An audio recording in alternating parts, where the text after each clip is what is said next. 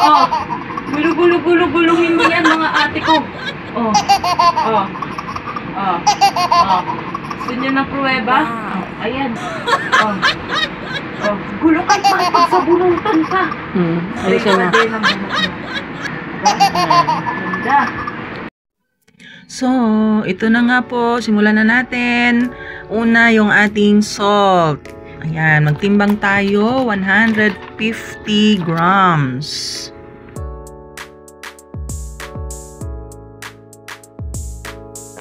And then, ang ating SLES na 250 grams. Pagsasamahin natin yan dito at kailangan natin yang i-mix mabuti. Kailangan wala siyang lumps. Mga ka-homemakers, panoorin ninyo na lang hanggang dulo ang ating video at ilalagay ko sa ating screen yung mga sukat niya. So, ulit-ulitin nyo na lang panood para malista ninyo lahat ng mga ingredients natin, mga ka-homemakers. At lahat yan ay nabibili ko lang syempre sa Shopee. At kapag halong-halo na, ilagay na natin ang ating 1 liter na tubig pero dahan-dahan ang palagay, paunti-unti para kailangan siyang halong-halo. Ang kabuuhang sukat ng ating tubig na ginagamit dito ay 3.5 liters lahat. So, bago kayo magsimula sa inyong paggawa ng shampoo, nakahanda na yung 3.5 na tubig. Mas mainam na distilled water ang gagamitin para safe na safe tayo. Maganda ang naging resulta ng ating ginawang shampoo na ito. Malambot siya sa buhok, mabango at pwedeng-pwede rin siyang ibenta, mga ka-homemakers. Pwedeng dagdag income natin.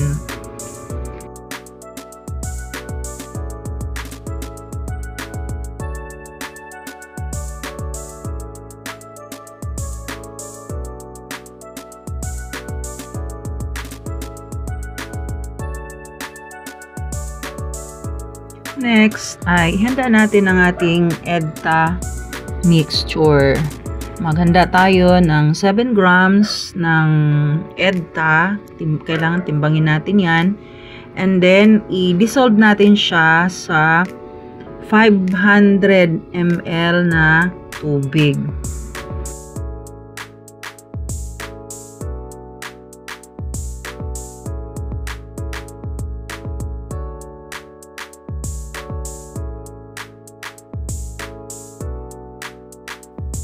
Kailangan pong tunawing mabuti bago ihalo sa ating mixture. Matagal-tagal po siya tunawin, so i-mix ng i-mix po siya.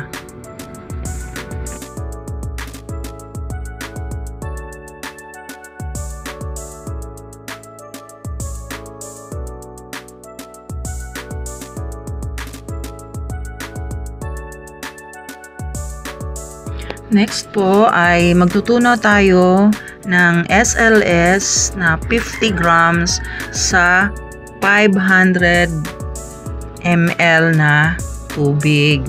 Doon sa nag-comment sa akin doon sa isa kong vlog na masama daw yung SLS, bakit daw ako gumamit noon?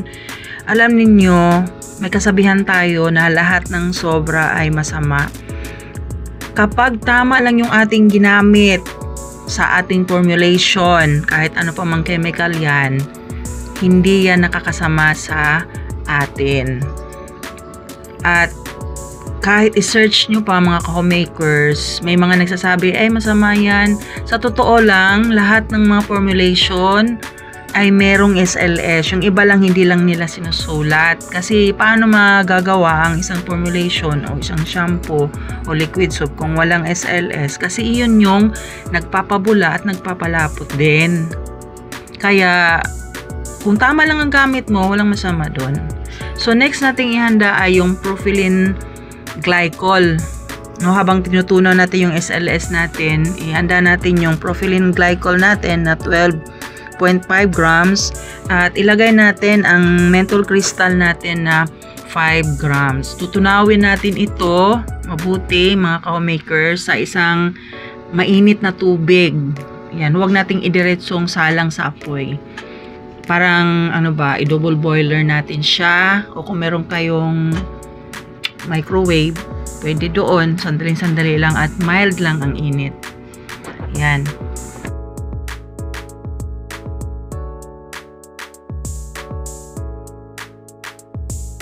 Check natin ang ating SLS.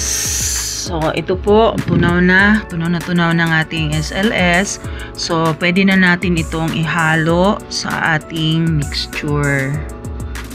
Yan. So, ihalo siyang mabuti. Dahil ito ay nakakadagdag ng bula at paglilinis din. Nakakalinis din to. Ito yung panglinis para malinis yung mga scalp natin. Ayan, so haluing mabuti. And then, pagkatapos nyan, ay saka ilagay rin ang ating tinunaw na menthol crystal. Ang menthol crystal po kasi mga ka-makers, nakakatulong yan para maginawaan yung mga scalp natin, ma-circulate mabuti ang dugo sa ating scalp, no? And then, nakakatulong yan para maging healthy ang scalp natin at maiwasan din yung dandruff. Kaya usually yung mga anti-dandruff na mga shampoo, mentholated po talaga yan. Kaya presko po siya sa ulo. Kami po sa bahay, ang gamit po naming shampoo dati ay Head and Shoulder at saka yung Guard. Pero sorry na lang, ngayon din na kami bibili. Meron ng sariling gawa. Next ay tutunawin natin ang ating thickener o pampalapot, guar gum, 10 grams sa 1,000 ml o 1 liter na tubig. Yan. So, kailangan po natin yan i-stir mabuti o haluing mabuti yung ating guar gum sa tubig kasi medyo mahirap-hirap din siya tunawin. Ay, hindi naman asin mahirap. Matagal ba siya tunawin? Magkakaroon ng fish eye kung hindi natin ibabad-babad konti at i-stir mabuti.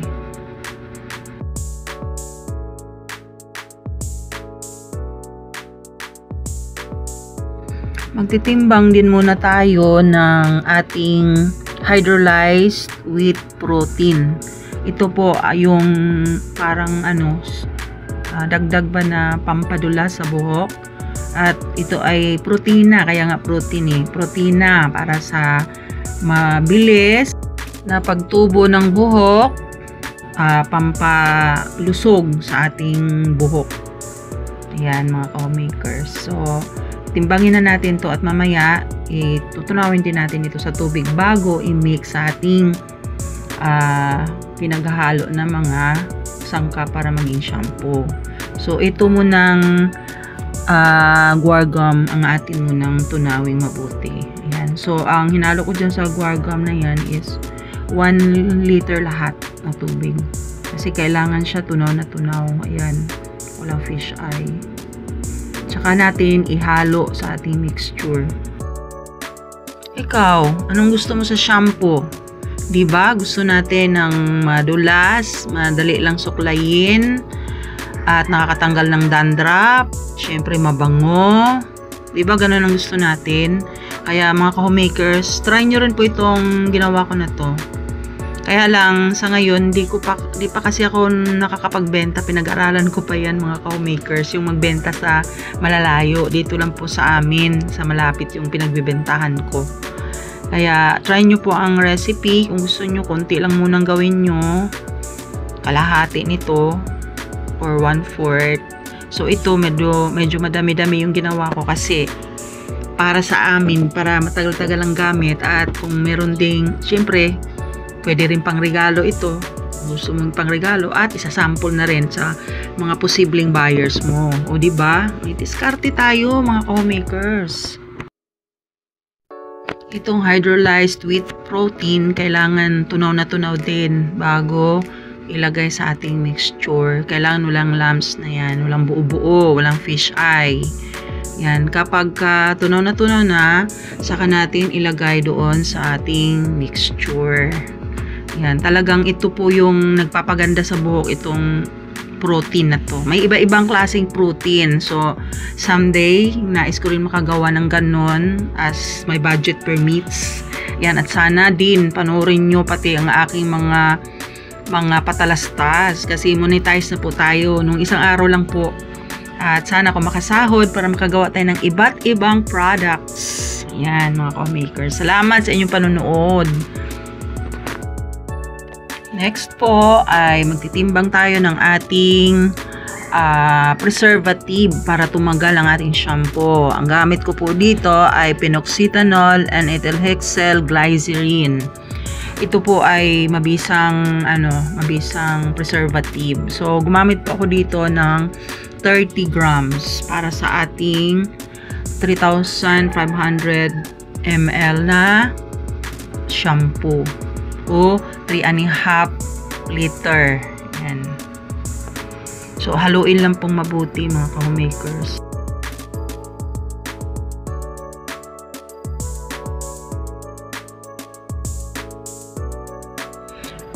At syempre po, palagi nating tinetesting ang ating pH ng ating mga gawa. Lalo na itong shampoo.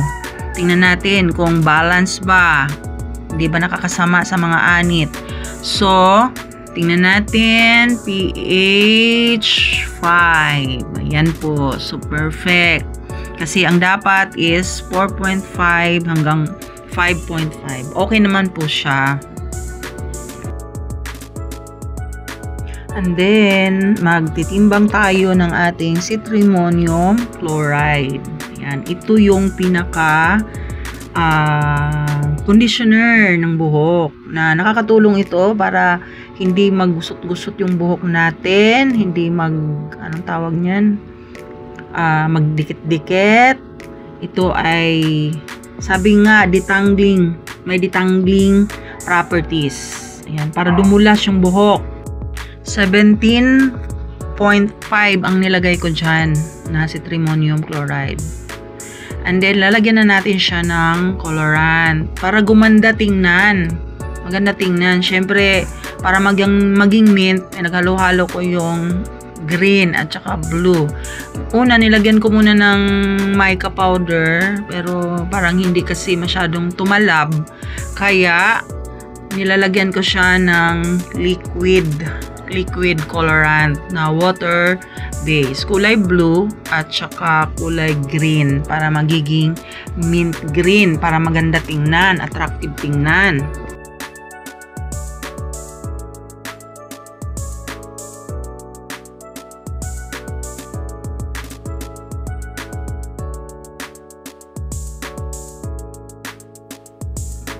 Ayan po.